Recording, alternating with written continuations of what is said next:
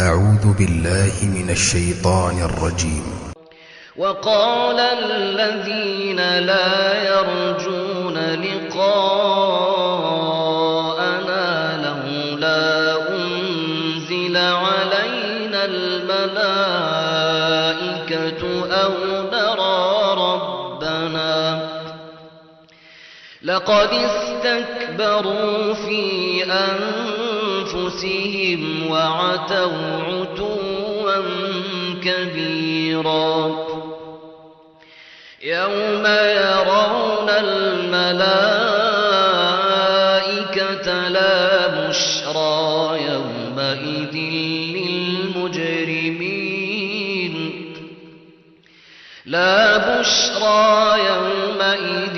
للمجرمين ويقولون حجرا محجورا وقدمنا إلى ما عملوا من عمل فجعلناه هباء منثورا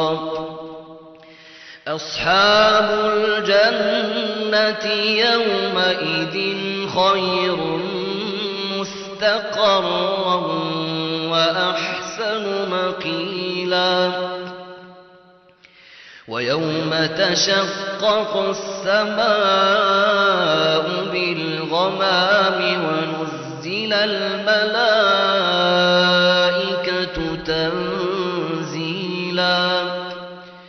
الملك يومئذ الحق للرحمن وكان يوما على الكافرين عسيرا ويوم يعض الظالم على يديه يقول يا ليتني اتخذت مع الرسول سبيلا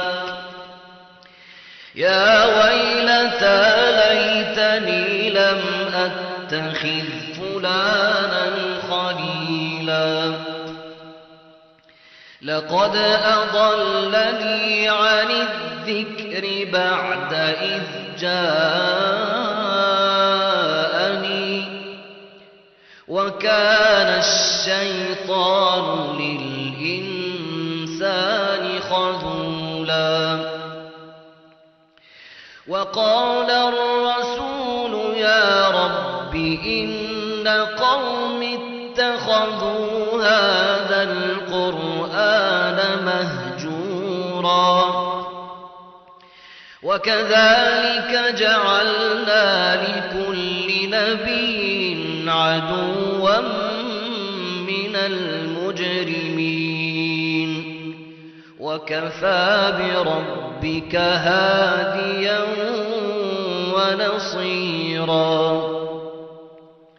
وقال الذين كفروا لولا نزل عليه القرآن جملة واحدة كذلك لنثبت به فؤادك ورتلناه ترتيلا